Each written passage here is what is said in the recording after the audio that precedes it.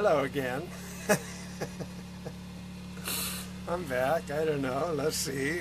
I'm going to see if this works. Now, something that Glenn said, Kirstyn, that I think you need to know, if your phone is not vertical, it won't work. So if you've been holding your phone horizontally, it will never work.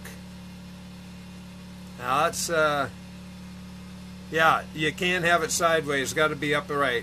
It's the only way it works. If the phone's sideways, it won't connect it. It won't work. I don't know. That's been our experience. I'm waiting for my internet to get connected, which it should be here soon, and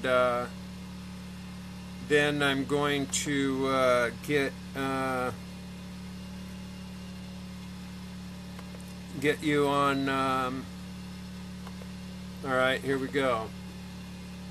So what I'm going to attempt to do is get you on a messenger.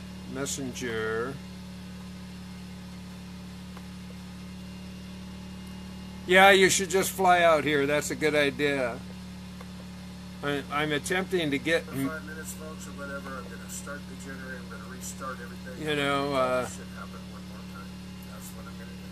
7 o'clock. You know, it's like the messenger just keeps popping, but it won't open, you know? It's weird. No, it's all a meltdown, man. I don't know. Fuck. It's just too goofy. You know, I don't know. I keep clicking on new message, and it won't even give me a window to say who do I want to message. It's like my shit's now going into meltdown. What the hell happened? I just don't know. I'm going to try it one more time here. Restart the page one more time. This is all just so goofy.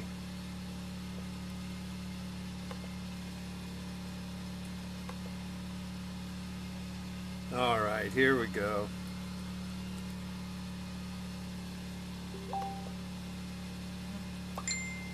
Okay. Yeah, here we go. Let's get you on now. Let's get you on the phone.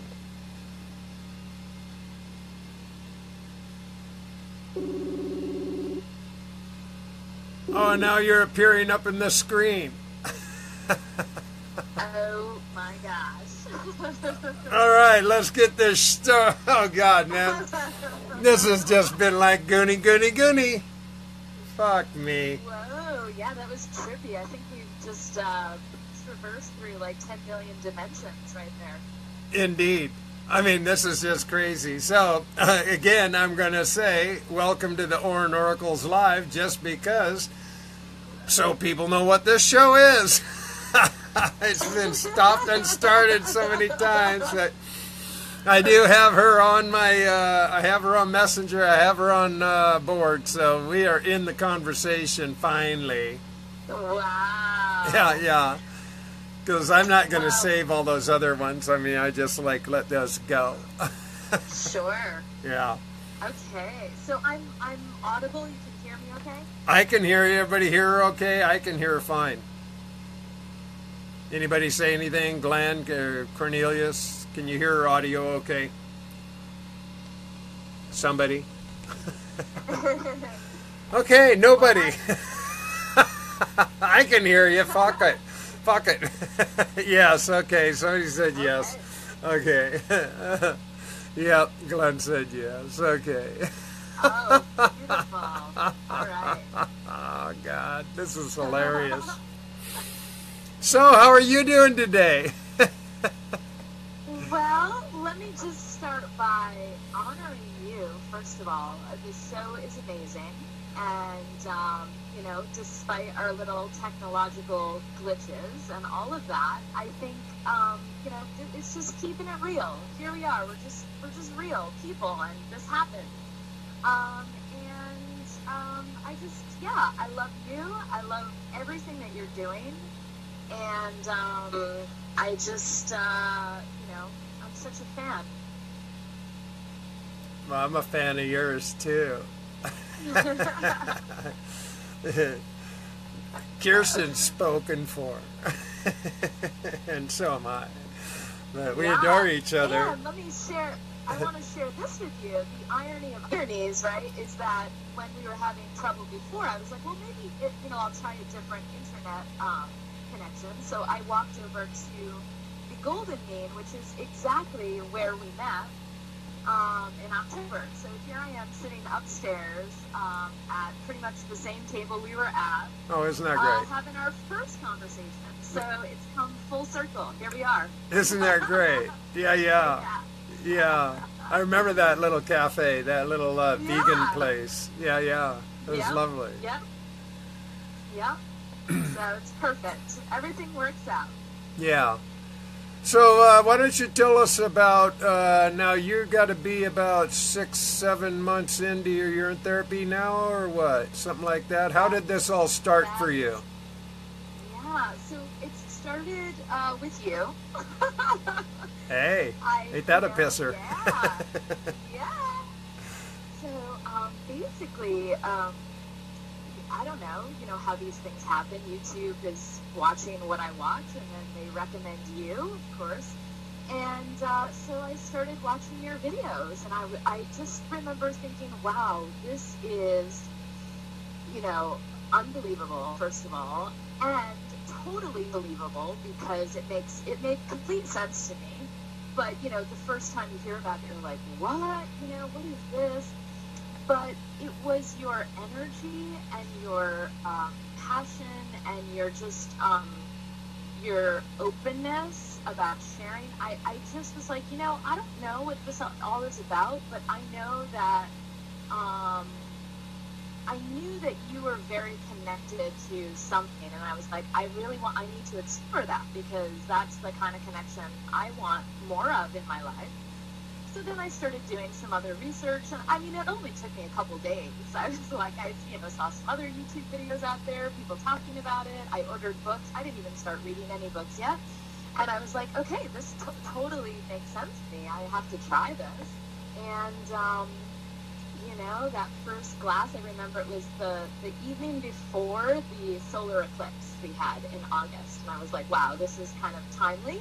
And it seems like the right time to start this. And I just, had my first glass, and the first sip was like, oh my God, what am I doing?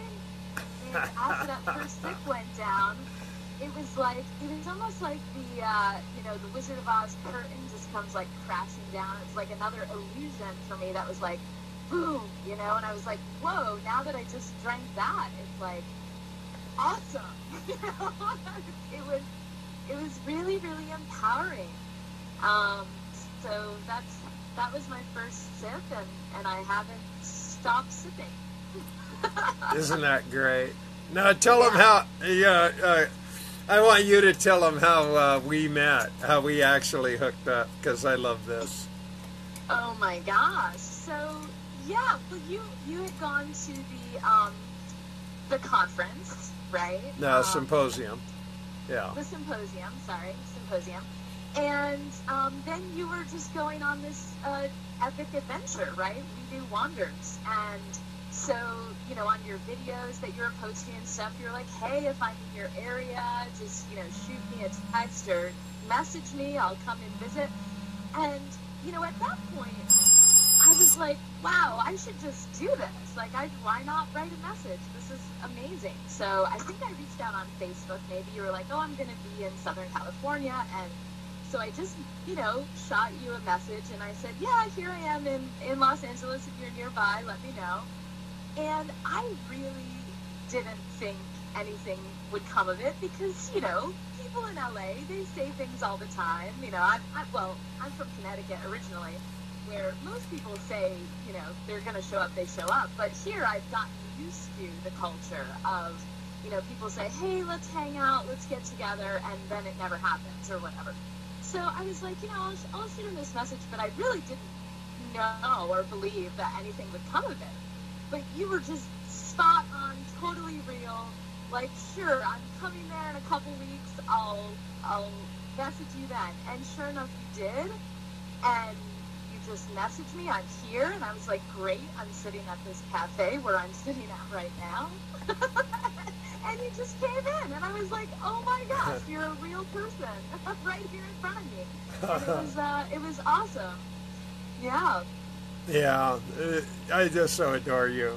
Yeah, I do. You know, from the minute you gave me shout outs and stuff, I was just like, oh God, who is this person? I really want to know. And so, yeah, I really appreciate our friendship so much.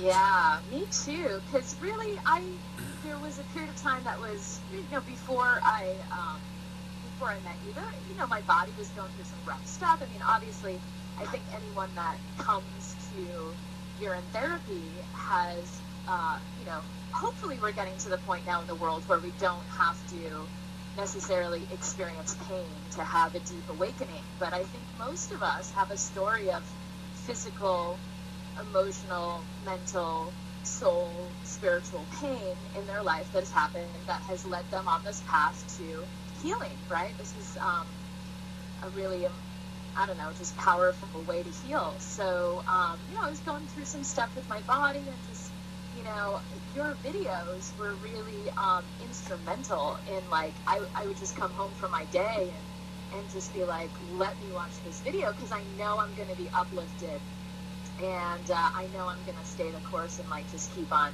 keeping on, So it was awesome when you just popped up live and in person, because you're this person on video that I would watch, maybe every night, and then boom, there you are, like, we're just, I don't know, having a cup of tea or whatever. Funny how it works, huh? Yeah. And let's talk about some of your work. Now, you kind of skipped classes today, right? I mean, you're playing a little bit of hooky to do this show, which is why I didn't want to mess around and have to reschedule or do any of that shit, because I know you have a really tight schedule, and I appreciate you taking time for us today. So, thank you so much. So tell us about those classes. What are you teaching over there? It's at some college or something, if I remember correctly, right? Yeah, so I actually teach for Kaplan. If you guys are familiar with the test makers, they're famous for that. So your SAT, your GMAT, your GRE, all those kind of tests. I actually teach a course for international students, and it's the test that they have to take if they want to study at university here is called the Test of English as a Foreign Language, and it's for short the TOEFL. And so that's what I do. I moved to China when I graduated university, so I was about 21, 22 when I lived in China for a year, and I've always loved, I learn from them so much. I just sit there and say, just tell me about your country, what's going on. And I love talking about culture. I love talking about, language, as do you, and how words are, at heart, I'm a dancer. I express the best through my body. And that's like kind of the truest form of expression for me. But words are also beautiful, but also in the cultural context, you get to really realize how limiting words are, right? And how they really kind of almost police you in a way, or limit your thoughts. And so once you get in that environment, when you have people from all over the world, and you get to have these conversations where you're saying, like, oh, well, in my country we say this, or we don't have that expression. Well, why don't you? Or why do you celebrate this holiday? And where does that come from? And all of these things come up for question, and you get to really question what your belief system is and what you've grown up with, and get to kind of pop into a different reality, or multiple realities at once, So that's what I love about working with international students. The irony that I teach a standardized test is, like, kind of crazy to me because I hate standardized testing. But it's kind of like a beautiful pivotal point for these young people, because they're kind of wondering what they want to do with their life. And some of them have been pushed on this path, and I have to, I say, stop, think about what you're doing. Maybe this path isn't for you. And that's okay, So I get to kind of see them at this very, crossroads of their life where they're kind of in between, kind of developing where they want to go in the world. So it's cool. I love working with them. So that's what I'm playing hooky from today. Right. It's good. And then in the afternoon you go teach dance classes. Right? That's right. Yeah. I used to teach dance out here in LA, but now I'm teaching it's a bar class, pretty much. It's a strength conditioning class. So you're using your own body as resistance. And so we do, some weight work, some glute work, thigh work, and core work. It's a total body workout. And so that's what I do. Yeah. And then when you're not, you're working on a book, right? That's right, yeah. Now let's talk about your book. I know all this stuff, but I know our listening audience would love to hear some of your some of this stuff. So okay. Tell us, tell us what this book is about and what prompted you to write it in the first place. All right, so I'm basically writing a memoir. I've gotten pretty much second draft there. Second draft is there, but I was really kind of waiting for a time where I felt very. I knew it was missing something, and what it was missing was that lightness, that healing quality. Because when I wrote it, at the time that I wrote it, I was still in a lot of pain. My body was still in a lot of pain. So, anyways, to back up, give you some context about the book. Basically, my story that I'm writing about starts when my mom died, and I was 26 when she died of pancreatic cancer. And it was about a year from her prognosis to her death. And that was in January 2005. And just after that, because it was, I was her only daughter. My parents divorced when I was young, so my dad remarried and had another daughter, and I have a stepmom. But with me and my mom, it was a very, very close relationship. And when she passed, it was really hard, and I really kind of shut down. I went numb, and it just wasn't looking good. And I had about a couple months after she died, I had this pressure. It was like a pressure on my shoulders, pressure on my neck, and I never experienced this before, but the pressure was go see a psychic. And I never, ever wanted to ever go see a psychic in my life. Like, it just didn't even cross my mind. But I had this, like, real pressure to go see. So finally, I kind of went in. I saw this psychic. She gave me a tarot card reading, and she basically said, I'm reading your mother's cards. And she had, she proceeded to tell me a lot of true things about my mother's life, which led me to believe, like, on one hand, I was, like, kind of questioning her. I was, like, very suspect. And on the other hand, I was like, well, everything she's saying is very spot on. It was very correct. So she's like, there's something else going on here. Why don't you come back tomorrow? So I went home. I thought about it. I was like, okay, I'm going to see if I don't know, this leads to something. Because I was in such a deep depression. I really, didn't know what to do. And she was giving me an inkling of hope. And this was a time where I was trying to decide. I was still in Connecticut. And I was trying to decide whether I wanted to move out to LA or not. Because I had been accepted to a PhD program at UCLA. But I was still very weak. And I didn't have a lot of energy going on. And I just didn't know if I could make it out there. I didn't know if I could move. So I went back, and she proceeded to tell me, like, yes, your mother really wants you to leave and go and start a new life. You need to start a new life somewhere else. And then it was the beginning of a great lie. that I started to believe, which was, you know, I don't know, I guess this is very typical, but at that time I was very naive, I didn't know.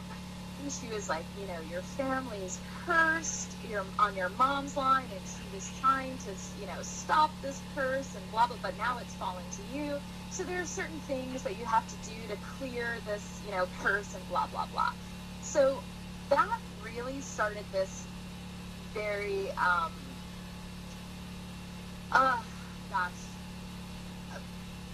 kind of weird, abusive, codependent relationship with this woman who was clearly taking advantage of me. I was very vulnerable. But if it were just about, you know, money, if she just wanted the money, that would be one thing. That would be one violation. But really, she took it to, she really opened up my energy field to darkness. And about 3 years after my encountering her, and this is after, like, you know, oh, let's work with this crystal and light this candle and do this stupid blah, blah, blah, and whatever. And I would go through the motions under the guise of it's clearing the path for me, it's breaking this curse, it's allowing my mother to be at peace. So about 3 years after I met her, I came down with a very serious physical ailment, and that was I first of all, I couldn't taste anything, like could not taste anything, and I would get these insatiable cravings. I just wanted to eat everything, and I couldn't feel satisfied ever.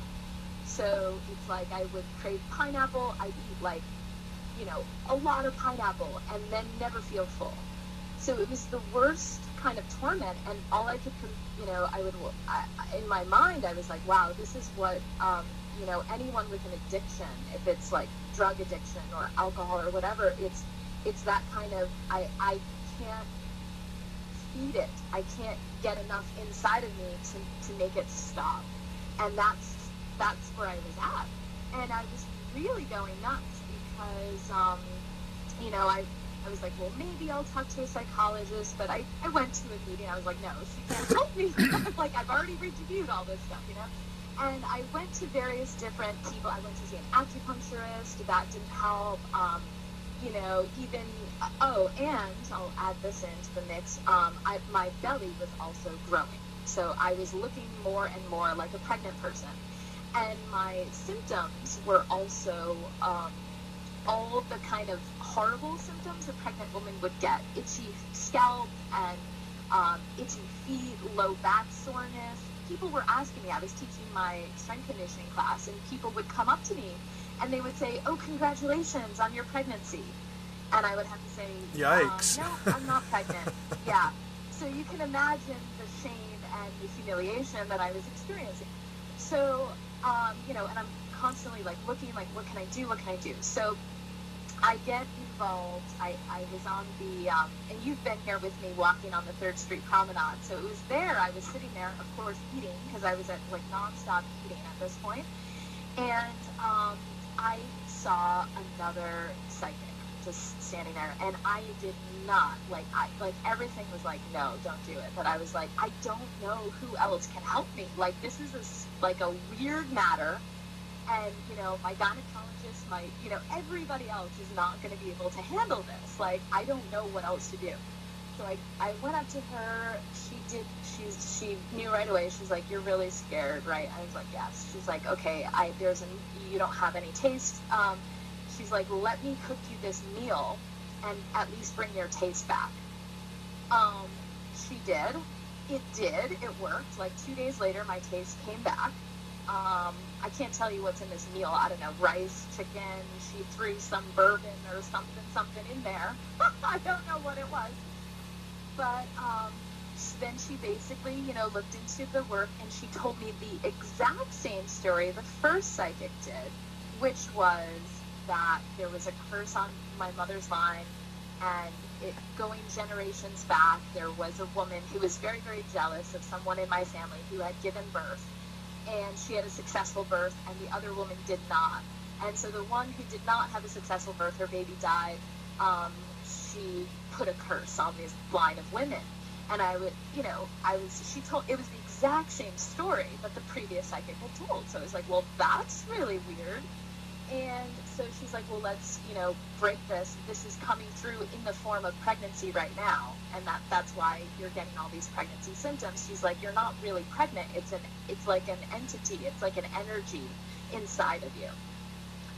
Well, of course, this is pretty, you know, freaky. That's pretty far out stuff there. It's pretty far out stuff. And, quite frankly, great for a fictional book, except my book is not fiction. Yeah. Yes. So that's what I'm writing about. And, you know, the 9 months that I endured that particular horror show was pretty bad. And then we managed to clear it, but then it would come back. So every 3 months it would kind of like cycle back a little bit, until finally I recognized, and I got involved in some spinal work. It's called network spinal analysis, but basically it taps into your nervous system, and it helps you to connect to your own self-organizing, right? The body is a self-organizing thing. So when you can tap into your nervous system in that way, and they do it through different, what they call gateways of the spine. So you can think chiropractic, but it's not traditional chiropractic. We're going to manipulate vertebrae. It's really about touching in and contacting certain gateways. So I did this for about eight sessions, and after that eighth one, I kind of sat up from the table, and I realized that it had all been a lie, that this first psychic had, you know, produced this lie so that I would, you know, be constantly, quote unquote, needing her to fix something, right? So right, like a chiropractor. So, yeah. Well, yeah, I mean the never-ending care, sessions. right? The network care actually connected me with my own internal wisdom.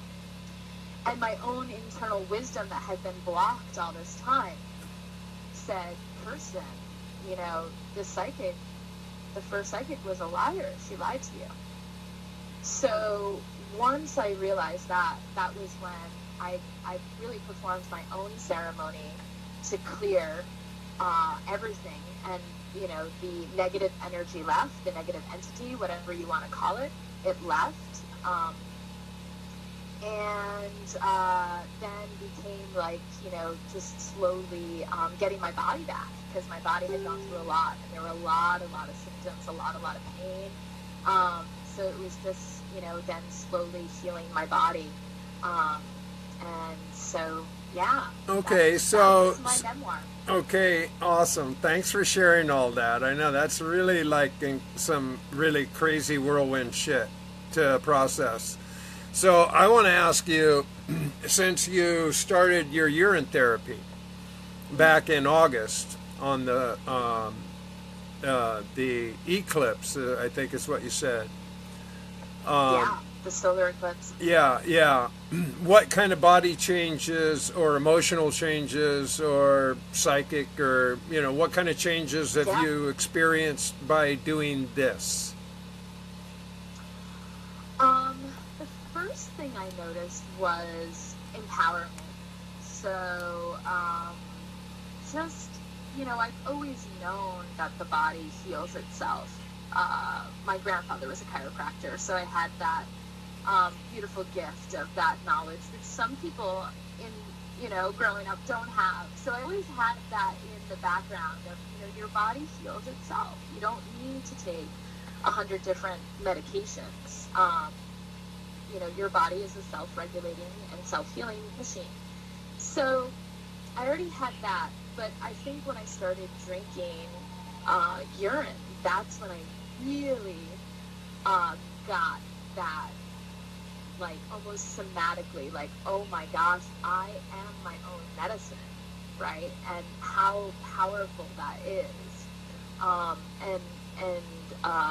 That was the greatest gift that I noticed right from the beginning. It wasn't so much of a big physical shift because I had already been going through different kind of detoxes, and I mean, a lot had been coming out of my body, so I was very, very used to that. And, you know, if I had got, a little headache or something like that, it would not be a big deal for me because I had been through that so many times before. So that's the first thing I noticed when I started drinking tea, is the empowerment. And what is your protocol? Are you just a drinker, a looper? Do you do body rubs? I mean, how many processes do you do, if any? I do a cup in the morning, and then usually a body rub at night. Usually after a bath. I love baths. So after I get out of the bath, that's when I'll usually do a rub with aged. How long have you been aging? Did you have any that have been hanging around for a while, or most of it contemporary? Yeah. I mean, not as old as you, but I've got. I'm a pea factory. Yeah, you are. Yeah. It's kind of hard in my space because I don't have like a huge amount of space for storage. So I have to kind of like be a little bit more. Cycle through a little faster. So I have like aged maybe 3 or 4 months, and I'll use that. Yeah. And do you notice it in its coloration and its ormus? And I mean, do you notice the stem cell development? I mean, can you see these things happening in it? Oh yeah, I can see stuff happening, and the kind of the ormus, is really that kind of gritty stuff, right? So I love, at the bottom. Yeah, at the bottom. Yeah, I love working with it. You know, I know some of your guests on the show have all sorts of beautiful protocols that they do with that to really get that down, and I haven't been able to experiment that far with it yet. Yeah. But I look forward to doing it, yeah. Well, I even had somebody ask me this morning, about it on another, on a messenger, and the thing is that this is like the alchemy. This is your philosopher's stone, so to speak, is in that product right there. Now, I posted, Ron O'Mara posted a thing on the groups that I reposted into my groups and on my pages that breaks down all of the elements that are in your pee daily. Everything from A to Z. And it's a pretty impressive list of elements, that once you understand what it is you're pissing away, so to speak, and wasting it, you might want to rethink that. And so with the Ormus alone, somebody was asking me where to send it, how you can do this. Well, I know with Rosalind, she has sent her Ormus samples to a lab in Australia, and she does have gold, among many other metals in the periodic table, plus a lot of other elements that just show up. They show up in the lab result in the test, and this is not, she's not like rare. This is what we all really have in us, are these amazing elements. And so to save it and collect it is really it's a fascinating observation of natural science, observable science. And that's what I'm doing. I'm just storing it. I want to age as much and as long as possible, so when I'm ready to start manufacturing it at different rates, different things, I'm going to do a lot of different things with it. But right now I wanted to get as aged as possible. I wanted to get as much of it as aged as possible. Now, like Glenn, he's created this. It's almost like honey. And he puts his urine in a pot and really slow. I've heard people using like crock pots and whatnot in the same dimension, that you just reduce it down till the water content's out and you're down to a pure essential. And it's like a honey.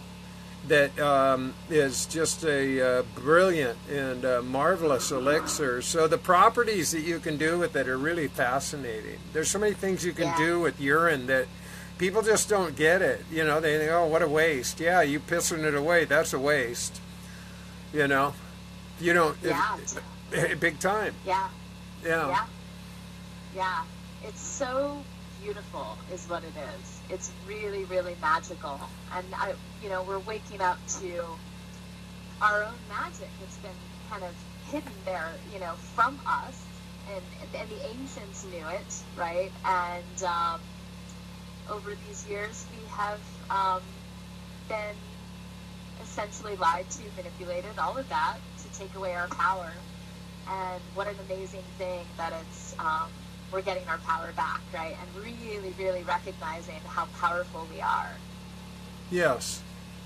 I mean, to me, it is like kryptonite. I'll give you a perfect example. Okay, now I'm on day 3 since I stopped smoking again, and I intend to make it good. So 3 days in, and I decided this morning no coffee. Just keep it real simple and real raw. Well, yesterday I laid down a lot. I just felt like it. And so I laid down on my bed early in the afternoon. I was listening to, Terrence McKenna and Alan Watts and whatnot, and just kind of chilling, laying, because it was just a stormy, it was just so heavy, hardcore lightning, just downpouring buckets all day. So it wasn't really fun to go out and walk or play golf. And so I just kind of surrendered. I shut the generator off and I just chilled. So the point I'm telling all this is that I laid down for a long time. I was laying down from about, maybe 3 in the afternoon until almost 5:30 or 6 this morning, which included me going to bed and sleeping and whatnot. But I woke up and my hips were just really sore this morning, just because I'd been in bed too long. It's just not the best choice. But I like to balance out my life. I like to get plenty of exercise, as you know. I like to get my walking. I like to golf, and I'll sit for a while, but I can only do these things for a certain amount of time. Then I got to switch it up. I got to switch shit up. So this morning, man, my hips were just sore, really sore. And man, I drank I pulled a whole glass. It was I think it's 12-ounce mason jar with a handle, and I just guzzled it. Within, first thing, I just drank that down. Everything, pain, everything, discomfort, everything, gone. 3 minutes. Yeah. Just gone. Yeah. And I'm I never had anything work this fast. Never, ever, ever. I just never had anything work this fast. As far as pain, I've had hits of DMT that fucking rocked my world in a blink. But, I'm talking about pain.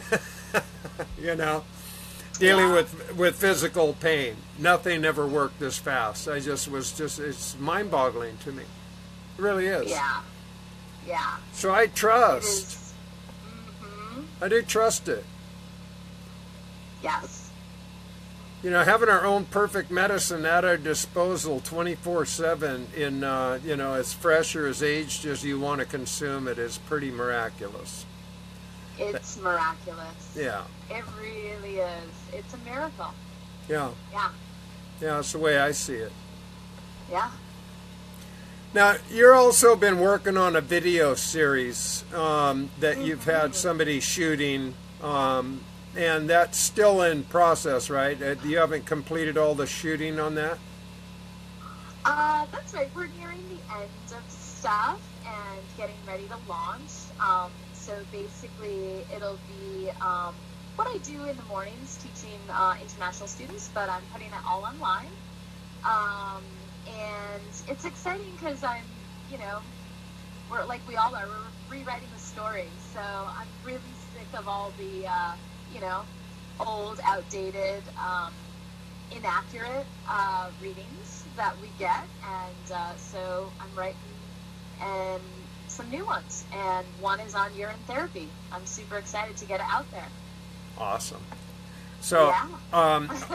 so are you creating these for a, like a DVD or for YouTube channeling, or what's the outpost on your purpose? So basically, they'll be available for international students to buy. It's like, let's say they're preparing for this test and they want a course that'll help them prepare. So they can go to a platform. It's called Thinkific is what we're going to go with. And basically, a lot of people can share their courses on that platform. We'll also have on my website like a video available there that they could buy. And yeah, I'll be on YouTube and just doing free content, stuff like that. Yeah. So what do you do in your spare time? Take baths? Don't know. I know you're a busy girl. I know this. I do know this about you. I mean, when I came out to visit you, I remember having to schedule around how all your classes and everything went. And yeah, it's really exciting right now because I'm kind of transitioning out of teaching all the time to more creation and just just bringing my own creations into the world rather than being in the physical classroom all the time. Right. So I'm really looking forward to that full transition over to the creatrix mode. Yeah. Now, when you you have later plans of eventually leaving LA, and do you plan on developing like classes, or what's kind of how do you view what your creative evolution to be? Yeah. So the next step for me is once I publish my memoir, I really want to give, I want to publish that in a place where I feel really safe. Obviously, I've shared my story with, all of you guys, and it's, it's a vulnerable share. It's a vulnerable story. Not a lot of people know my whole story, and when they do, I've had people just walk out of my life, and be like, you're a crazy lady, and just turn the other direction. So, I really want to make sure I'm just in community that's supportive once I get my book out there. Right. And then after that, I'm going to be co-creating with another, I don't know, I'll just call her a goddess because I just think she is, but we're all gods and goddesses, right? Just, yes, we are. Our divine humanity, yeah. So I'm really looking forward to co-creating with her because she's already, very much on this, let's create new earth already, right? We're sick of the structures, and we're sick of trying to fit into a box. We know this box is a lie, and it's just time to create something new. So we're going to be writing. We're going to be doing, she has a Patreon account that's really active, so we'll be offering, more content there. She does monthly talks and things like that. And her husband is a shaman who does journey work for people. So, yeah, I'm just going to be hanging out with those guys for a while and co-creating with them. Awesome. Yeah. Now, in our conversation, when you were talking about being in a safe space, because you were telling me recently in our conversation about somebody that's been helping you out, and you let them read the memoir, and they kind of tripped on you about it. Totally, yeah. Yeah, tell us about that cause and effect, because I found that interesting that somebody would react that way. Sure. Yeah, so, this very, who I consider a very close friend, and I, a while back, and I respect her a lot. She's a great photographer, and she really inspired me to do the Teaching Online project. I really didn't have very much interest in it, and she's like, no, you know, you really have a gift and you need to share it. And I think this, you know, should be online and people should, you know, have it available to, like, you should, you know, do this. So she really, really encouraged me, and I thank her a lot for that. And if it weren't for her, you know, I really wouldn't be doing this project, and she's helped me a lot. But yeah, as I was discussing my kind of next plan for my life, she didn't realize, she had read my book years before, a couple years before, and she didn't say anything at the time. But when I told her, you know, I'm getting ready for publication and I'm going to put this out there, and I need to, you know, move out of LA in order to kind of give birth to this and let it fly. And she was very, so she just went to my jugular, basically. She just said, you know, when you publish this book, you're going to destroy your life. Your career is going to be over. And I said, what career?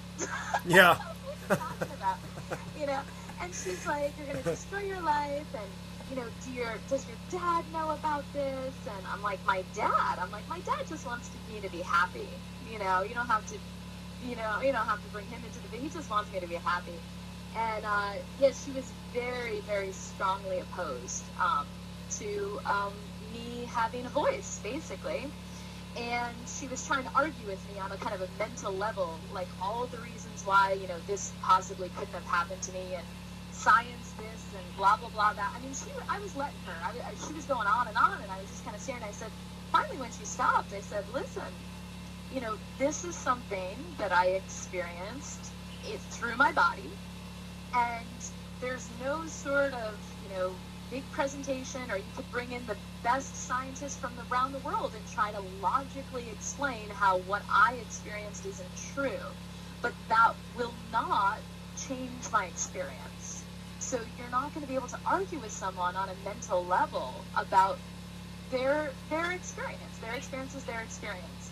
You right. know, and I just, I stood up, and we were working, and I said, I have to leave right now. And I just packed up my laptop, and I got in my car, and once I was in my car, I just started, boom, like, you know, the waterfall started happening. I was crying. I got home, I was crying. I was very proud of myself, though, because usually I go very internal when I'm sad or depressed. I'll, like, take it all inside and just be by myself. But I called a friend, and, you know, I kind of, like, went through the tears with a friend, and it was a beautiful processing, because the next day when I woke up, I was like, oh my gosh, I'm going to destroy my life when I publish this book. Well, that must mean, you know, it's going to be a bestseller. Yeah. That's freaking awesome. You know, yeah. It's on fire. Perfect. So, you know, yeah, so it was like this beautiful transmutation, whereas, you know, maybe before urine therapy, my transmutation time was very, very slow, you know, months and months of, like, maybe thinking about what this person said, or still hurting, or still in the story of whatever, or feeling shame or whatever. And there was just, like, none of that. I just had my, you know, cry, and then I was like, okay, like, get on with it. This is going to be great. So yeah. That was a couple weeks ago. Yeah. Yeah. That's so lovely. Yeah. Well, you know, the thing is that, you know, who's to say, you know, people that are critical of us in our pursuit, there's a lot of reasons why they might perhaps be critical.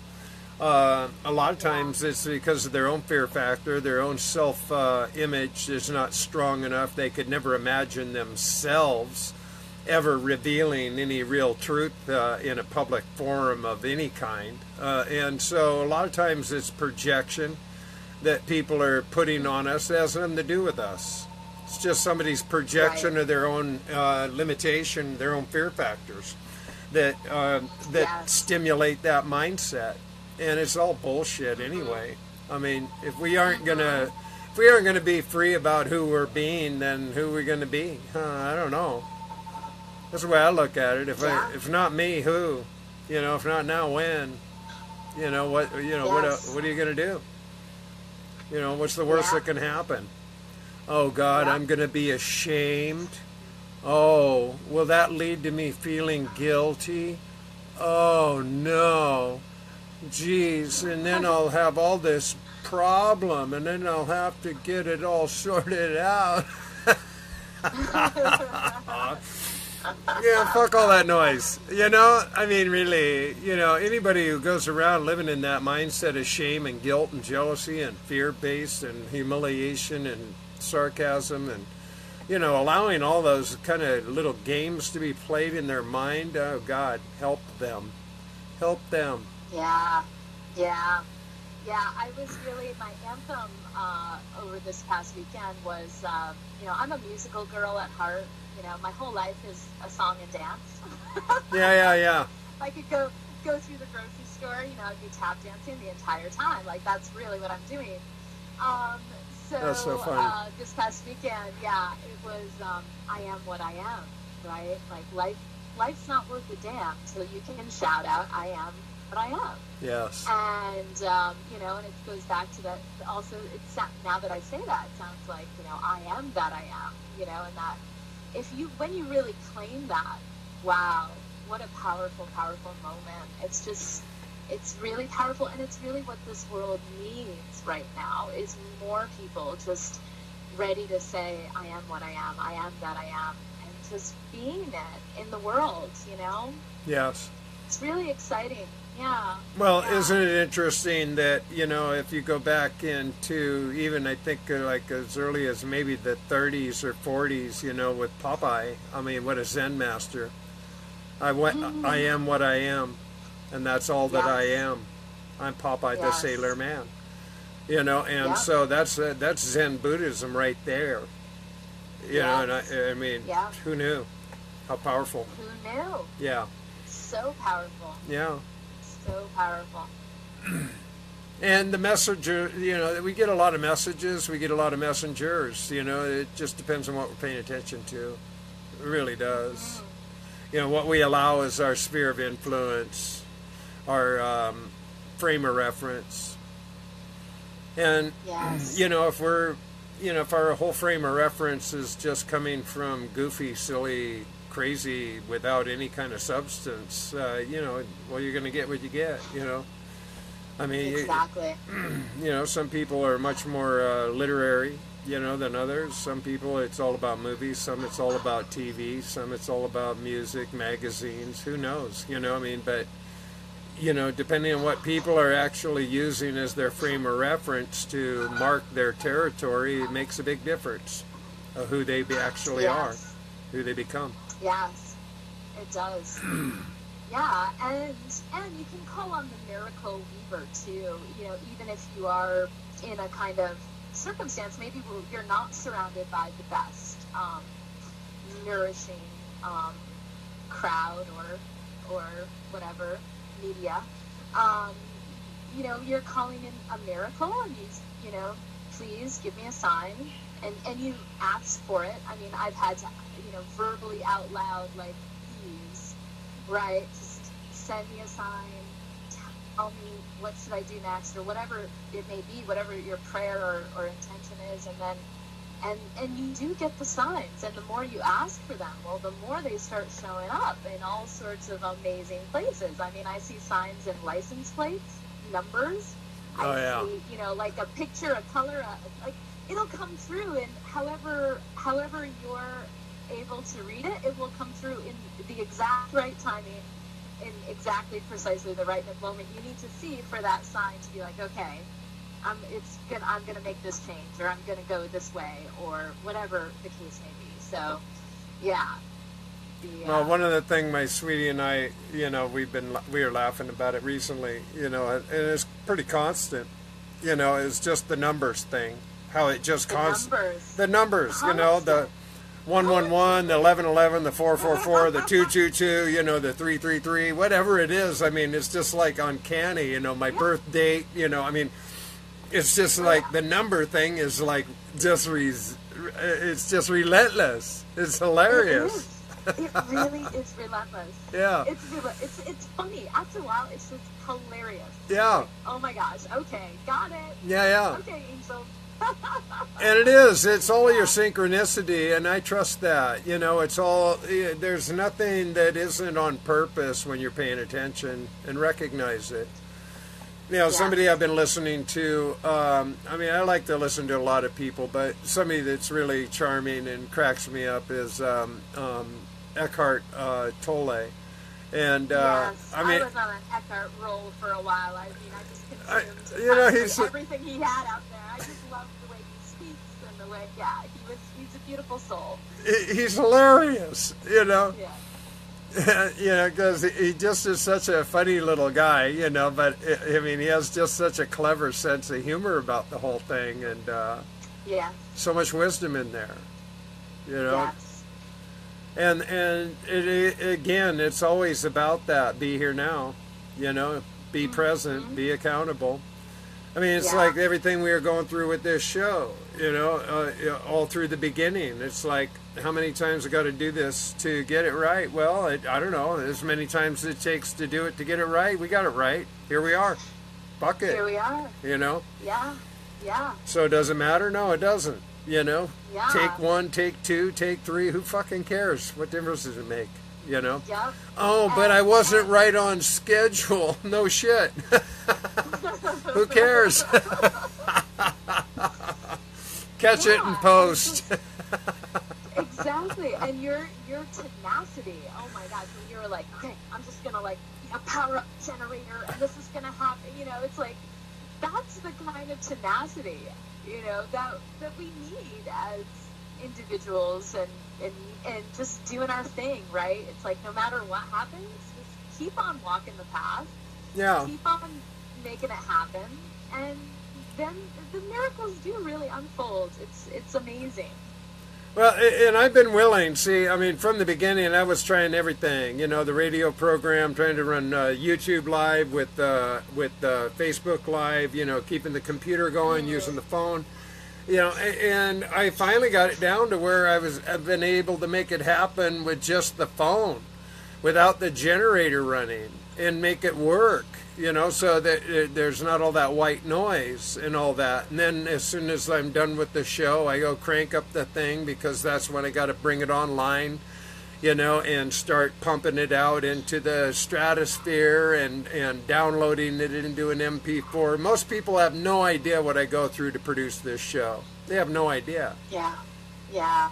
I mean, a 2-hour show, it takes me, by the time it's all said and done, and I've created all of the outposts and in the YouTube and the MP3s, and reboot it and recreated it in an MP3 file, all that shit, I got 9 hours in on an average just to produce this show. But I'm willing. I mean, I'm okay with it. But when I don't have to run the generator, I'm down with that, you know, because there's a lot of white noise. You know, if I can pull it off without having to run the generator for a few, I'm down with it, you know. But if I have to strike up the band, I will.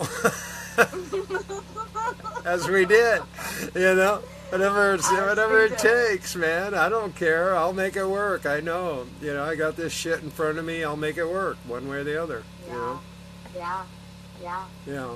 And so I appreciate you hanging in there and keeping your sense of humor, too, because a lot of times, you know, a guest gets a little nervous, too, and it's like, oh, shit, you know, and they, oh, you know, no, man, it's about riding the fucking wave, you know, we're surfing here, and every wave isn't going to be the perfect one. You just got to wait, you know, and let it be. And so, you know, it is what it is. So I appreciate you as well, you know, just hanging. You know, I love you dearly. Of course. You know that. Oh, I feel the same about you. And I was like, okay, I'm just going to be here. I know this is going to work out one way or the other. I'm just not going to give up. Yeah. I'm like running across the street. I'm like, it's all good. I'll just go back to the place we met. Yeah. Isn't it funny how it works? Yeah, and we had some delightful walk and talks, and I was so grateful you did one of the Weedu Wanders with me. Everybody loved you so much. You know, you're so adorable. But you know, we had a beautiful, we had these long, beautiful walks all over Santa Monica, and you know, at sunset, and she took me to the hotel where she does these exercise classes. and passed me in, so I got to go and like hang in the hot tub and be a guest in the hot tub while she was teaching her classes, and I'd meet people and turn them on to urine therapy. It was cool. And then we go out, and remember those couple of sunsets? I mean, we got right down to the boardwalk. It was just powerful. Yes. I mean, we were right there on the cliffs of Santa Monica, and just these like amazing sunsets, and it was so lovely. Yeah. Yeah, it was just delightful. Yeah. Yeah, and at some point you're going to be bailing out of that whole world, and we could be closer neighbors somehow. Yes. Out there. Yeah, and then that's why I was like, okay, I just got to fly out there now because we could just do the show in person. Yeah, I know. Well, I am getting ready to do another road show. You know, that's in the works. There's several things in the works. And I'm just kind of waiting on, you know, my sweetie pie, and that's all, you know, happening. You know, we're just being we're being patient. When it's right, it's right. It could be sooner than I even realize. You know, we don't know. It's just a timing thing. Right. But just I want to acknowledge and honor I think you're an amazing person because not many people can just put total trust in, well, I call it the weaver, call it faith, call it like that, just trusting, because really when you started the journey, there you were just, making your videos from where you were at, and then it evolved. I mean, the evolution of this to like, I got to get on the road. I don't know exactly where I'm going, but I know this is what I have to do, and I know that I have to connect these people, that we have a community here, and we need to share knowledge and support each other, and how you just totally trusted, that you were doing what you were supposed to be doing, that kind of I don't know, ordained or divine mission, I guess you would call it. And that's what I call it, and just to put total faith in that, and what a beautiful thing has unfolded, because now it's like I feel this community, this force of the community come together and around your show. So what a beautiful gift you've given just by being totally, as you said, present and having faith, right, in this walk. Yeah, thank you for that. It has been a at times I feel like I'm a giant needle pulling a thread, weaving a tapestry, and allowing all of the beautiful colors and fabrics and energies and people to keep weaving together, and it just feels like that, and it's marvelous. I'm so humbled by how many beautiful people I've had the privilege of getting to know really well. And some I haven't met in person yet, but we will. But we're getting to know each other very well, and I've really been grateful for people's willingness to open up their hearts, open up their minds, be a part of that, whether we're just on phone or personal message or whatever it is. It's evolving. It just evolves, and it's amazing. And I love my guests. I mean, as a matter of fact, I got Monica Shute coming up next week. Monica is she's a monster on the Midway, man. Internationally recognized, personality that has contributed to so many people's lives. Man. Yes. Monica's the shit. She's totally the shit. Yes. Totally. And she's been posting a bunch of stuff lately. She's, she's been working on her book. She's working on raw vegan recipe things. She's posting up Instagrams of these different recipes that she's doing. I mean, she's a busy girl. She's always got something up her sleeve. And I just appreciate her so much and her time. I value our friendship. And then Teresa Allen, you're going to love Teresa Allen, everybody. I guarantee you, if you haven't discovered who Teresa is yet, you're going to be mind blown. This is a remarkable, beautiful human being who's going to join us in 2 weeks. And she's actually not far away. She's here in Missouri too, so that's really cool. And she's got a lot of stories. She's been doing her UT for 2 years, and I'm not going to tell her story. I'm going to let her tell her story. But her and I have formulated a partnership, actually. She's quite a painter, and so I'm excited about that. And then Cornelius is following up the week after that. So I've got a whole 4-week run with all these really remarkable, powerful women. And women make the world go around, man. Dig it, you know. I do. Dig it. Yeah, yes. yeah. Yeah. Yes. So, you know, I'm real jazzed. I'm real humbled. I'm really grateful that everybody wants to be a part, you know, and making all this work, because it's everybody. It's about everybody's willingness and participation that drives this machine, that makes it work. That's what it is. It's, you know, it's not, this isn't about me. You know, I'm willing to drive the bus, but, you know, who's getting on the bus, you know? That's the whole trick right there. Who's going to get on the bus? And it's the peace and love train. I mean, I made that clear from the beginning. It's the peace and love train. You want to get on board? Hoot hoot! Get on board. It's happening. Yes. It's happening all over the world. It's not localized. It's not regionalized. It's not isolated. It's happening. This shit's happening. So cool. It's really, really cool. Yeah. Really cool. Yeah. And I was kind of experiencing a period of frustration where I'm like, oh my gosh, all my soul tribe, I guess we could call it. You know, you call it the high vibe tribe, but you're people that really are in this place of the love and peace, and that you respect and admire and you want to be a part of. And there was a time where I was like, whoa, you know, I'm just not, I see them, I see they're out there, they're just not in my physical proximity. So it was like this weird thing where I would call the gap. You know, you kind of go into the matrix of your daily life and you kind of like keep your magic under wraps because that side can't handle it yet. And then you pop into this other world that's the peace and love train, you know, and they're all about it. But the peace and love train for me was, you know, online, a lot of it, and connecting to people that way. So it's a little frustrating, you know. I'm like, oh, I just want to be there with you. I just want to, you know, connect in that physical way. But yeah, it's just so magical, you know, when the technology does work and that we can connect in this way, and it's truly, really, really happening, and it's awesome. Well, that's why I strive to do what I do beyond just the virtual. And I've had the privilege and the pleasure of meeting a lot of people physically, and like I said, I'm getting ready to go on tour again.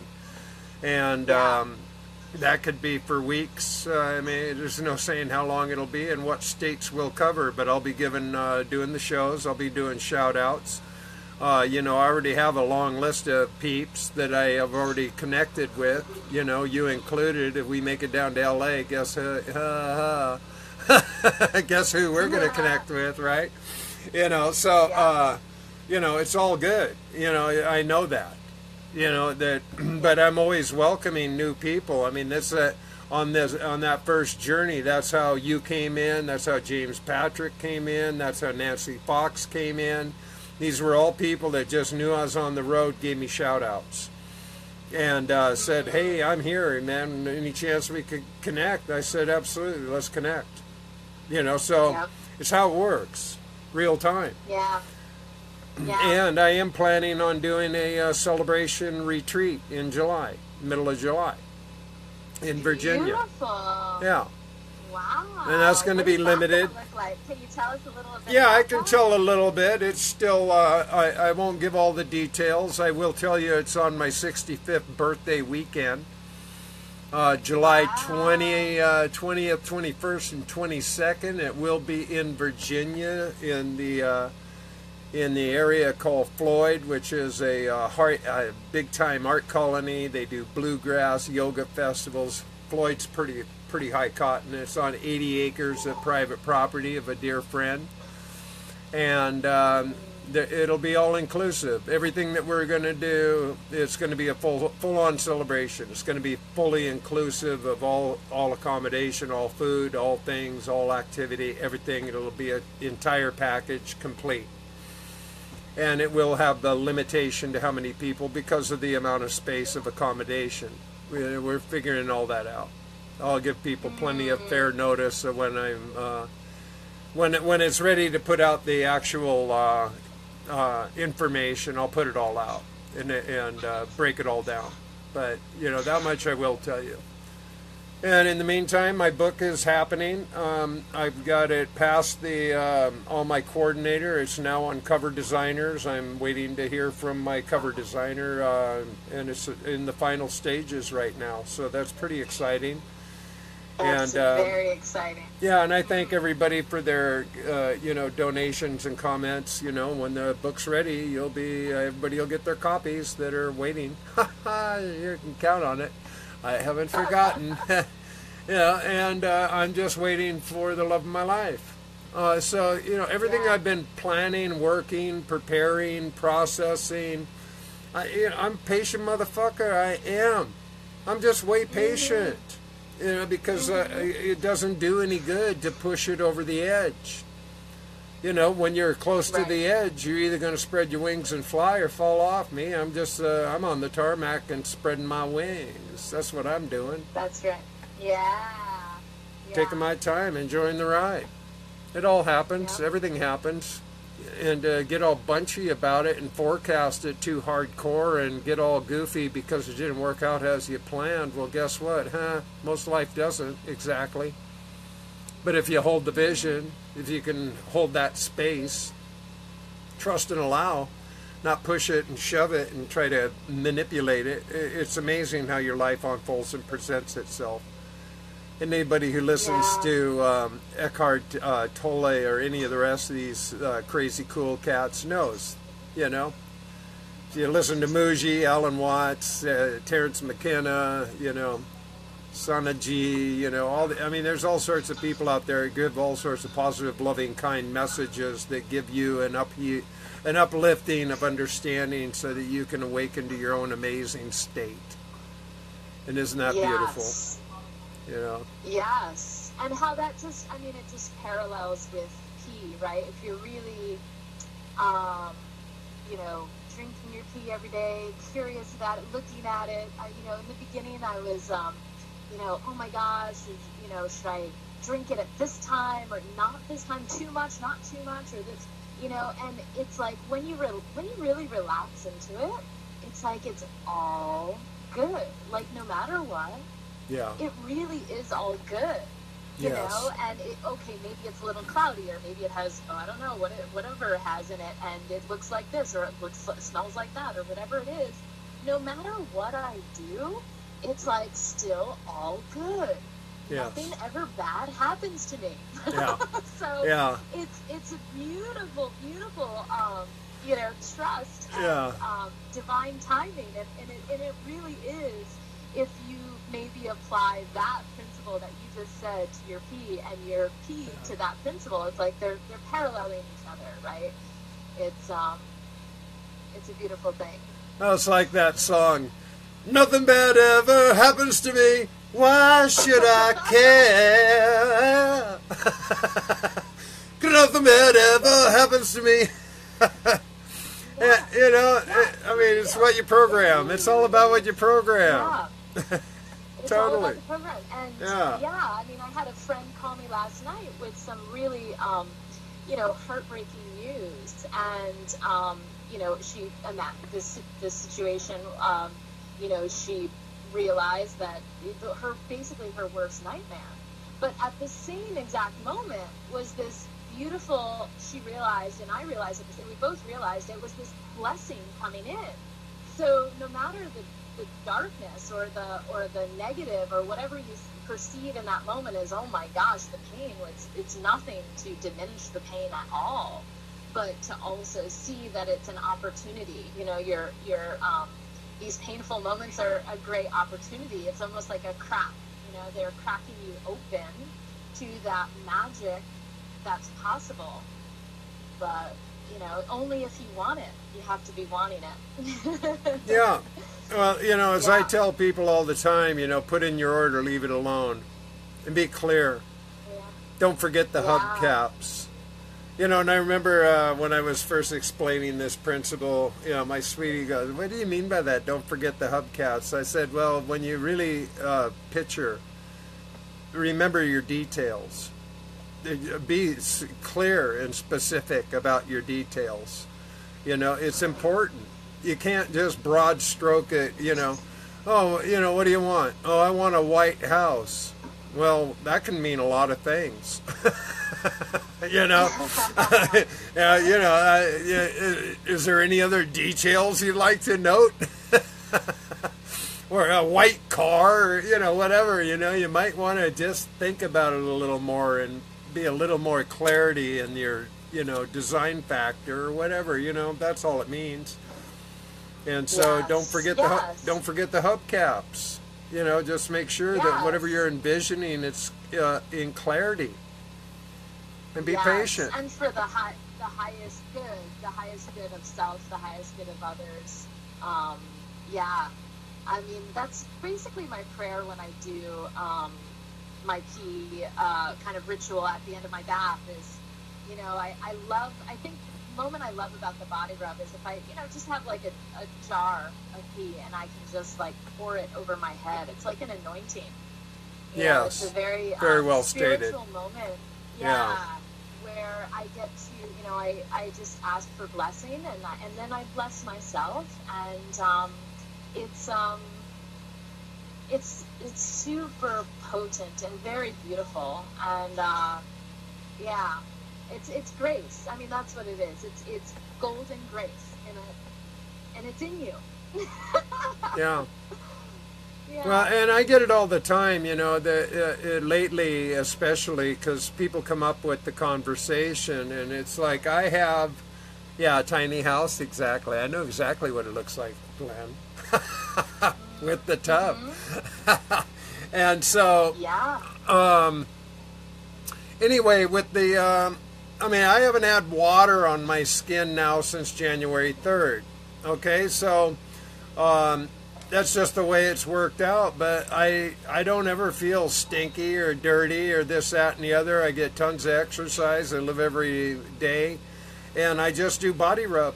And I don't do it every day. I mean, there's maybe when the summer comes, I mean, when I get my tub, I'm going to be doing a lot more, you know, in that element. But more importantly, you know, during the winter, during the cold, this, that, and the other, I you know, to just strip all down naked and whatnot in this, you know, it doesn't always work for me. So I always, it's like a process. It's not like, you know, when you go into the bathroom and you prepare for your bath and the shower and all of the little rituals and all that shit. I don't have that paradigm. That ain't in my little paradigm. I just roll. So, you know, people go, well, what about the smell? What about the smell? I never smell. Nobody ever walks by me and goes, man, is that guy pissing himself or something? Never. And I got HP, man. It has strong, musky odor. It does. But once that shit gets rubbed into my body, it disappears. Just disappears. It does. Yeah, I never walk around smelling like pee. Never. So, yeah, I just swear by it. I swear by it. It's the all around. Here's another story. God, you're going to love this one, okay? I have this silver ashtray. It's over here, okay? Now, it's a really cool little silver ashtray that I've been using for a long time. For years and years I had this ashtray. And I hadn't cleaned it for a really long time. I mean, at all. You know, just never. You know, I dump it all the time. So I put it in the sink because I knew I was going to quit cigarettes. I was quitting the smoking. So I dumped it for the last time. I put it in the sink. I figured I'd clean it up.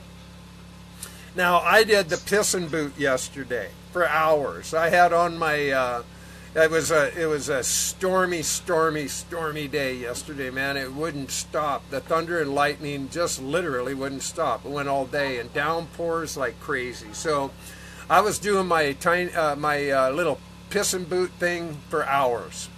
And when I was finally done, I pulled off my rubber boots, and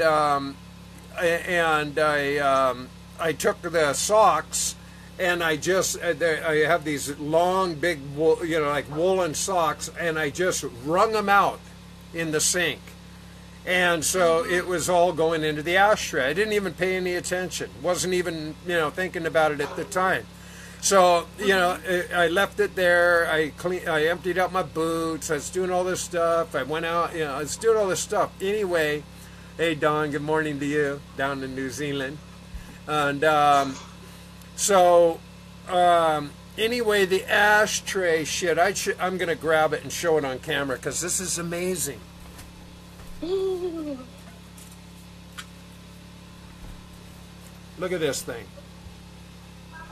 This was just pee, HP, and actually the pee that came out of my boots that I was doing for my little foot massage for hours. You want to know how fucking powerful pee is, man?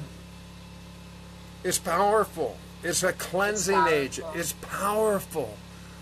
Yeah. It'll clean us inside and outside. We can do it orally or anally. We can put it in our eyes, our ears, our nose, our throat. We can drink it in smoothies if we want. We can clean metal. We can clean glass. I mean, it's just crazy. I do my laundry in the shit. How easy is this, folks? It's so easy, and it's free. And it's free. How many products can you cut out of your, the have-to list? I mean, really, how many products? Yeah, let's fill her up. Cornelius is hilarious. Cornelius has so much fun with all the little emoji things. Yeah, I love Cornelius. We had such a lovely talk. You're going to love this girl. She's awesome. She really is. Yeah. I had visions of my next place that I live in of just, all of my cleaning agents are just, I still have the bottles maybe, but it's all full of urine. Every single one of the bottles. Yeah. Yeah. Well, and I get a lot of people that, it's like, oh, you got to do it in glass, and oh, you got to do it this way, and you got to do it that way. I mean, hey, in anybody's perfect world, great. Do whatever's in your perfect world. I don't know. Right. Me, I have to buy water by the gallon. I live on right now, I got like no money. I'm waiting for the beginning of the month, and it's all good. I just trip on what I have to deal with. It's no biggie to me. But I don't have the luxury to go out and buy all these fancy glass bottles, nor do I have the, the ways and means to handle all those glass bottles, Yeah. I bring in the water my distilled water in the bottles they come in from the store. Now they package all the distilled water. Everybody's drinking distilled water this way. What the fuck? I mean, what's the difference? I don't see any difference. You know? So Rebecca says she wants to smell me. She has some age, but she's chicken. Here, smell me. Scratch and sniff. So, yeah, anyway, the age thing, I mean, I don't care. I mean, I just keep saving it. Man, I do. It's in the jars. Yeah, and I actually like the smell sometimes. Like, I usually leave my jar open, so I'll have it in my bedroom and in a certain area, and I'll leave the jars open. And I'll notice, like, the different smells as it kind of goes on. Like, after a couple weeks, it smells like this, and after a couple weeks, it smells like this. And I don't know. I'm just kind of, like, addicted to that perfume now. Yeah, no, I'm the same way. It has this kind of musky smell. Now, now I I made myself some albacore, like a tuna salad sandwich a few days back, and man, that shit reeks. I mean, you know, when you shit it out, piss it out, it's amazing how strong that tuna fish. I mean, it's just like, what the hell, you know? And I'm actually thinking about going, you know, like I said, I've stopped the smoking. I'm going to cut out the coffee for now because they kind of go hand in hand. And if I drop them both, it's just effortless that way. It's easier, you know. And so, yeah, I'm looking at just getting back to, you know, the fruitarian thing, and, you know, probably even looking at going on another fast here before long. I just take it one day at a time. You know, the winter, it was just too cozy, too cold, you know. I like my rice and beans and stuff. I get, you know, into those mindsets, those modes. But, you know, spring's coming, you know. Yeah. I mean, our bodies and the seasons, they all have different rhythms. I mean, there's a reason why we have seasons. So it just feels natural if it's cold and it's rainy and it's snowy and whatever. Yeah, you're gonna want warm comfort. You know, that's natural. I mean, that totally makes sense. And then when it's time for the spring cleaning, when it's time for the, you know, the buds to come out on the trees and the grass to start growing, it's like, okay, your body is gonna change, and seasons change, and that's when you do the cleanse. You know, my body talks to me all the time. You know, it's just me usually not listening that is the problem. So yeah, just listening to your body and having that relationship, that's so key. And everybody's body's gonna say a little something different to them. That's cool. Yes. Well, and like right now, like, you know, Dawn's here and she's in New Zealand, okay? Things are different in New Zealand, you know. I got, you know, there's another person who just came on. I believe she's in Africa. And I have people that are in India, and, you know, they're in the middle of their monsoons, or it could be 120 degrees, or you're in fucking Santa Monica. You know, yeah. I mean, and so the variables are everywhere. But more importantly, I am a sunshine boy. You know that. You know, when I was out there, man, I like wearing my shorts and my little shirts and getting as much sunshine and being out in it. You know, that's my MO. So to me, have to, you know, kind of shut down in a winter mode is always, you know, it's got its limits. And I didn't imagine when I started my journey, I was picturing being somewhere in tropical paradise, not in the middle of Missouri.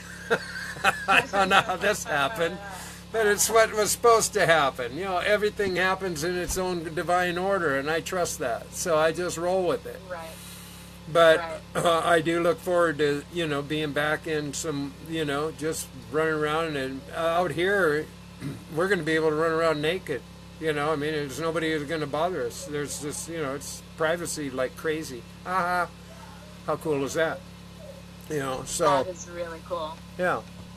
And it'll be sunny and warm, and, you know, people say Missouri gets real warm, and, you know, they call it misery in the summer. You know, but people like to bitch about whether or not, whatever the weather is. I've learned to not let weather dictate or determine what my outlook's going to be. Yes. You know, I just adjust. Now, I wasn't going to go play golf yesterday. But guess what? The rain stopped this morning. It did. It stopped about 4 or 5 a.m. And as soon as it was daybreak at 7 a.m., I was off on a 4-mile walk. I came back, got my car keys, got in the van, and drove over to the golf course, played 18 holes, came back. You know, it's all weather windows to me. You know, it's just take advantage of the moment, ride with it. You know, it's not the most intelligent thing to do to be out when it's the middle of a thunder and lightning storm, particularly swinging metal clubs in particular. That could be an electrifying golf game. You look so shocked. What happened? Oh, I had a really electrifying round today. I got grounded. By the way, how is that copper? Speaking of grounding, how is that copper thing working? Oh, the copper is the dope. It works. God, the containers that we have running in, like, we have it coming in through the window, and then it coils around the pyramid that Diana gifted me, and then it goes into this little glass jar that has, and that thing is like black. That's how dark that one is. And so it combines in there, and then that feeds out another wire that goes behind the couch and then down and coils up and goes under the bed. And I have that dolly chained into about 4 different gallons, and those gallons are just rich, really dark. Wow. Yeah. And have you used any of that yet? No. I'm just processing. It's all time. All in good time. I have a long range plan, and in the meantime, I'm using what I use. I drink, and I got my spray bottles, and I mean, when I get the tub and the tiny house, I know I'm going to be having 35 gallons, 40 gallons right out of the gate are going to be going right into the tub. Just like that. So, it may sound like I've got a huge warehouse growing, but by the time I get to that element, they're going to empty fast, when I start filling a bathtub. Yeah. Right. So, I'm preparing for that. Yeah. Yeah, big time. Wow. That'll be so fun. Oh, it'll be awesome. So fun. Yeah. And even if I go on, I'm going to do bubble wrap, do a cutout with bubble wrap so that it has like a solar insulator. So during the summer it'll heat up and have all that, nice temperature to it.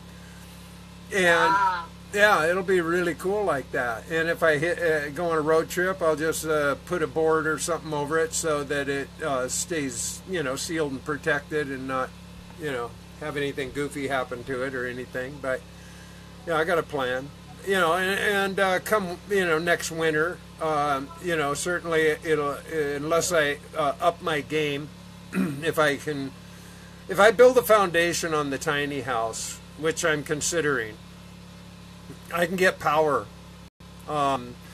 See, the trailer I live in right now, they won't supply power to a trailer unless it's a mobile home. They'll do that for a mobile home, but this is like a travel trailer that's just parked. It ain't going anywhere. But the county, it's like $15,000 or something for them to run a line in, for this setup. But if you have a structure that has a foundation, there's no charge, because then they bring in the pole, they bring in the line, and then they're going to be selling you energy. So they're okay with that. So it's all just a logistics kind of thing. So I'll just see, just manage it as time goes on. That's all. Yeah. Wow. Well, I love that plan. That bath is going to be so rocking. Oh, it's going to be awesome. Rosalyns had hers now for, it's been almost 4 months or something. I mean, she even left on her vacation with her family and came back, and left it in the tub. And it's just awesome. She just, she does, every day. Sometimes 2 or 3, she just goes and soaks in her aged urine bath. What a deal. What a get. How cool, all right? I said, girlfriend, I just dream of this shit, man. But I'm working towards it. Yeah. It's happening. Yeah, it's way happening. Yep. Yeah. So, yeah, I'm pretty excited. Things are coming around in a big way. And I'm really excited for you, too. I know that, you've worked hard, to process a lot of things, and, you've stepped up your game real big. And I'm always impressed by you, Kirstyn. You know that. You know how much I adore you. Oh, thank you. Thank you. Yeah, well, you know, I had some journeys to the underworld, and now I'm just ready to rise, you know? I've been waiting for a long time, and now the wait is over. I mean, it's all happening right now, and I'm just so, excited. Yeah. Yeah, as you should be, yeah. No, it's a long time coming, and it's coming around the bend. Yeah. Yeah. Yeah. And, you know, before you know it, we're all going to be, you know, with books out and, you know, DVDs. And, I know. It's great. It is really great. It's really, really great. Yeah. Yeah. And my feeling is, you know, it's like with the Facebook, you know, with the YouTube and all that shit. I mean, I use them all because they're here to use. You know, what happens if they all go away? Well, I don't know, nothing. You know what I'm going to be doing? I'm going to be drinking my pee. Huh? I'm just, you know, I'm not going to lose my mind. You know, I'm not going to freak out. I'm a survivalist. Yeah. I know how to roll. Yeah. I just make it work no matter what. But in the meantime, if I can encourage and educate and elevate and motivate others in understanding their own potential and the power that lives within them, and they just start getting hip to the program, that they got it all, that everything, that you can survive in the new frontier with just air, sunshine, and pee. Huh? You know? Mm-hmm. How fast is that? Now, that's living in the fast lane. Slow it down, puppy. You're in the fast lane now. What do you mean? Oh, I quit eating. You don't eat? No, I don't eat. How do you do that? Oh, I just stopped putting shit in my mouth and shit started coming out of my ass. It worked. I quit eating, quit shitting. It just happened. It worked. Now, can we do it? Yeah, anybody can do it. Physically, yeah. It's just a mind game. And until people get their mind wrapped around it, and why do I eat? I like to eat. I make no bones about it. Do I have to eat? No, I don't have to eat. You know, I don't have to. Yeah. But, you know, I like food. I ain't making any bones about it. And as long as I got food, I'm going to eat it. As long as I got internet, I'm going to use it. As long as I got a phone, I'm going to use it. Facebook, I'm going to use it.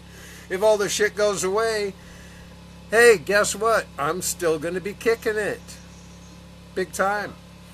And there's going to be a lot of people out there walking around and bumping into each other going, now what are we going to do? What are we going to do? How are we going to do this? What are we going to do? Fuck, get your head out of your ass and start paying attention now. Figure it out. Yes.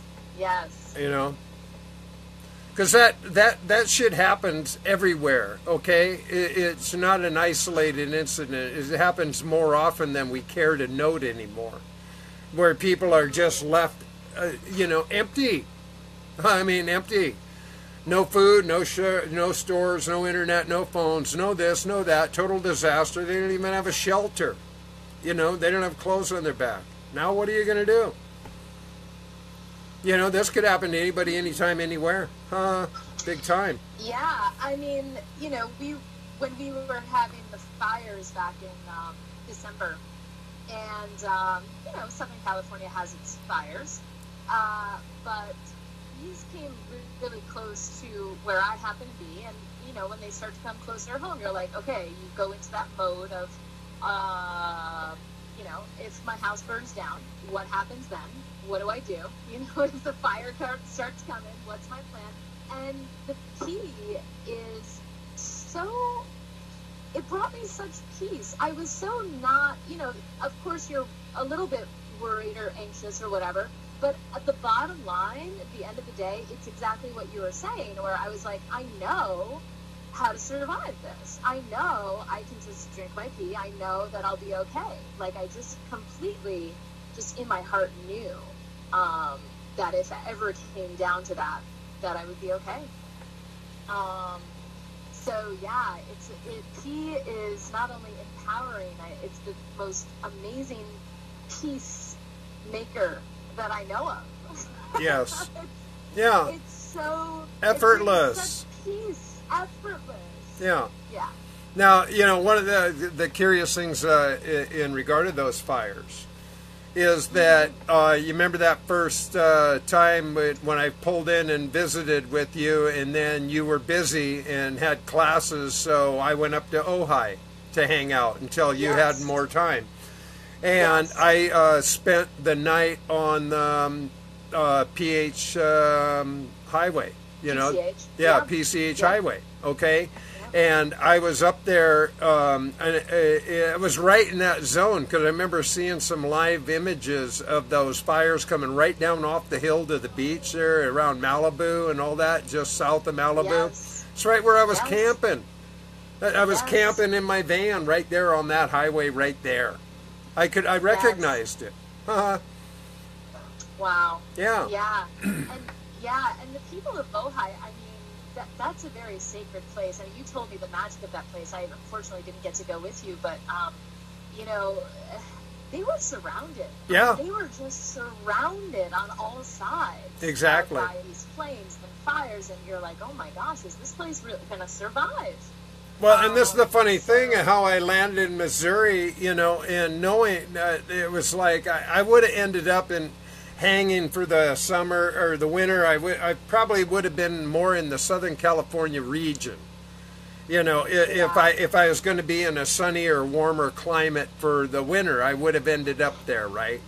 But you know, it's just funny how it all works in divine order, by osmosis, and then you know, I was here and I'm watching all that shit go down, and I'm like, wow, you know, wow.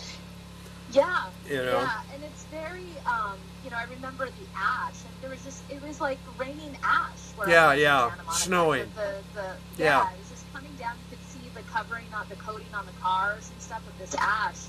And I just went in my room. I was just drinking my pee and thinking, thank God that I am drinking pee right now to cleanse all of this, because you could feel the heaviness and the toxicity, and not only just like the pollution, you know, that we're inundated with, but the smoke from the fires, and also just it was a very negative fear vibe going on. So I was able to really stay centered through all that. Just, you know, again, drinking pee. Well, you know, Cornelius puts in some great little comments here. Electrifying medicinal peas. Peace. And then Dawn just wrote, what is it about this pee drinking that makes me feel so happy and peaceful, patient, and just more loving and appreciative? And it is. It's all that. It is. And I adore Dawn. Dawn is she's a gift. You know, her and her tribe down in New Zealand are really remarkable people. What a beautiful soul this person is. And her whole tribe is just like fucking off the hook, you know. We're connected. We really are. We're connected with so many amazing people that we have no clue. And that's why I celebrate using all these formats while I can, why I do, because I wouldn't know these people otherwise. Yes. So, you know, now we can connect on a soul level, and we can make those connections, and we can figure out where we are so that we can, you know, make in the event of all the rest of this shit failing, at least we know who, what, where, and why, you know, we could seek somebody out, you know, and find our tribe. You know, and that's amazing. Yes. That shit's amazing to me. It really is. Mm-hmm. Yeah. Yep. Yeah. Heaven on earth. Yes, indeed. You know. Yeah, man. Yeah. It's all a beautiful thing. And so, yeah, I really appreciate your time today, Kirstyn, taking time out of your schedule and skipping school.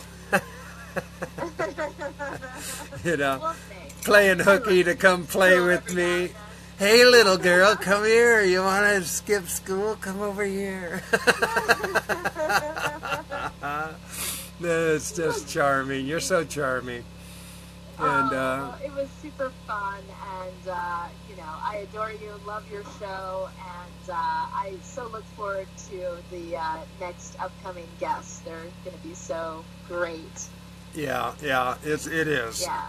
It's amazing how everybody's lining up, and it's all just by osmosis. It really is. It's marvelous to me how it works.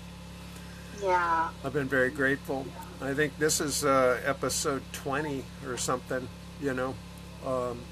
We've done 20 weeks of this, and it's like, wow, how time flies. Yeah. It's very cool. Yeah. Yeah, so you were out here, you were dreaming of this.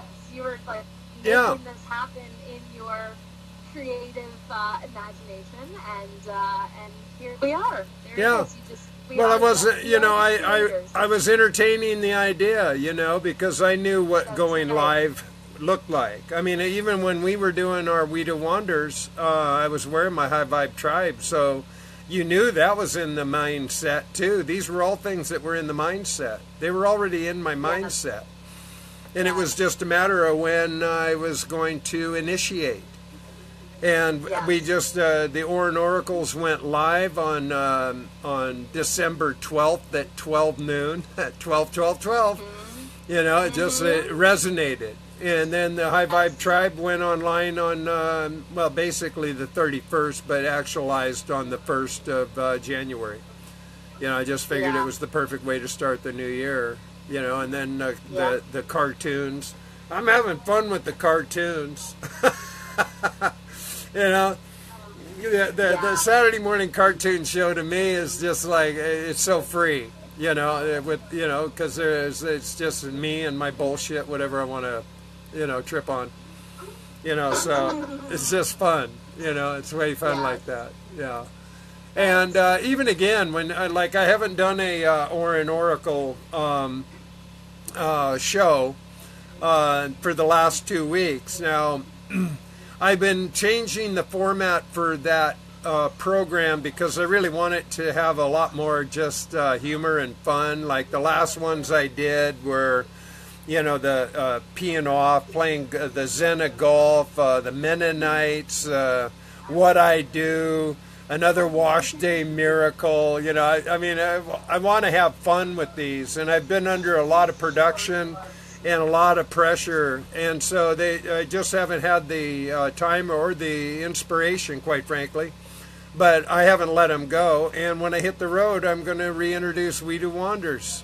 So not only will we be doing the ORIN Oracle live broadcasts on the road, we're also going to go back to the Weedu Wander format and just have little roadside chats with people. I love it. Yeah. So that's why I created. I love when you climb to the top of the mountain, you get that scope, of the whole where you're at the summit. Yeah. Lassen Peak. Yeah. That was crazy cool. Yeah. And awesome. Yeah. So that's. I mean, the Weedu Speaks was the original series, and that is complete. I mean, I did a finale on that. There's no need to bring Weedu Speaks back in. That was a self-contained unit, 159 shows. Wow. Wow. But the Weedu Wanders, it can be picked up at any point. The ORIN Oracle can be recreated at any point. And the live show, I'm really liking the live show. So still, again, it's just a lot of production, and it's just about finding the time to keep them all going, one way or the other. Right. It's a lot of production. It is. Yeah. I mean, even that 15 minutes, like when I do the ORIN Oracle with the music and the memes and, all the clips and the, front, back, middle, and back and all that, that 15-minute show usually is about 6 or 7 hours of total production time for me by the time it's all said and done. Just that 15-minute show. Yeah. It's just the way it works. And I'm okay with that. It's just what's so, Yeah. Yeah.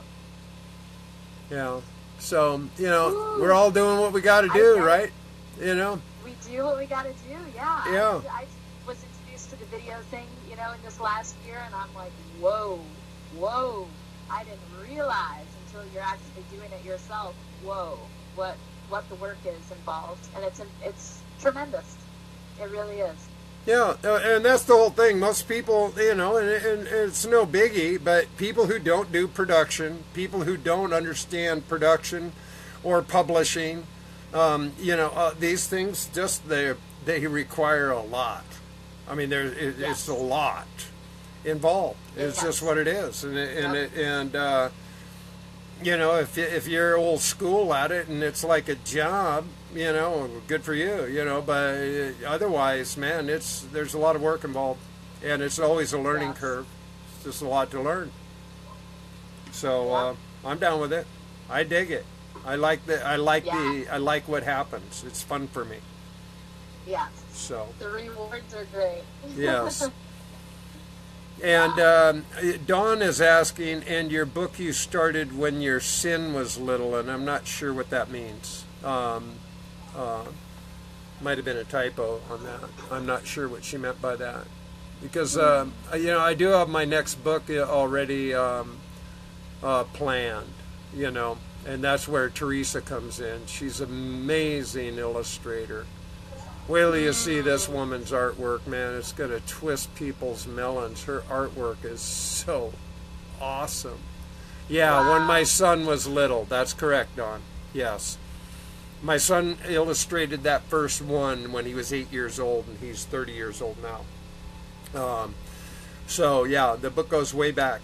Yeah, she corrected that. Thanks. So, yeah, the Nicholas Nosey stories are really, that's something that I have been really, I've never let go of Nicholas Nosey. He's my alter ego, you know, and these are delightful tales. They are. I honor myself in noting that. These are really special stories. So it'll be a great book, and it's the kind of stuff that needs an illustrator, you know, the right person to make it a real beautiful cooperation. And and she loves Nicholas Nosey, she does, and I love her, and she loves me, and so it's perfect harmony. You know, we've met. Yeah, we found a perfect match. You know, we're in a perfect cooperative matchup, and I'm so thankful. It's taken a long time to get to this realization of actualization. And it is actually happening. It's coming around. Yes. So awesome. It is. Yeah. So, yeah. All right, dear. Well, we did manage to pull a 2-hour show out of it with 5 restarts, but, you know, made it work, you know. I'm happy. Yay. Yeah, yay. You're so adorable. I love your laugh. You're adorable, too. That's one of the things, my sweetie and Teresa and Monica and even you all have similar giggles, and I love to hear girls giggle. I do. I love to hear the girls giggle. It's so enchanting, you know. It feels good, you know. Yeah. Having that laugh. So next week, everybody, hang on to your seatbelts. Monica Schute's going to finally come back and make herself available, and I'm excited about that. Yeah, she's excited too. She's a dear heart, dear friend. And then Teresa Allen's coming after that, and then Cornelius Rex. So we've got a beautiful lineup coming over the weeks to come. I do want to remind everybody that, you know, the symposium's in September in Las Vegas. If you have any interest in that, you should look into it. Water of Life Symposium. It's only $35 registration. Just go to waterlifesymposium.com and all the information is there. And have yourself a beautiful, wonderful, marvelous day. And give yourself big loves and hugs. Always do that. Remember to love yourself. You love yourself, you can love everybody else too. And they'll love you. They will. It's true. Always keep your peace together. And thanks again, Kirstyn, for your time. Thank you. Thank you. I love you dearly. Love you too. And boom, you just been loved. Bye now. See you on the flip side. Ciao. Bye.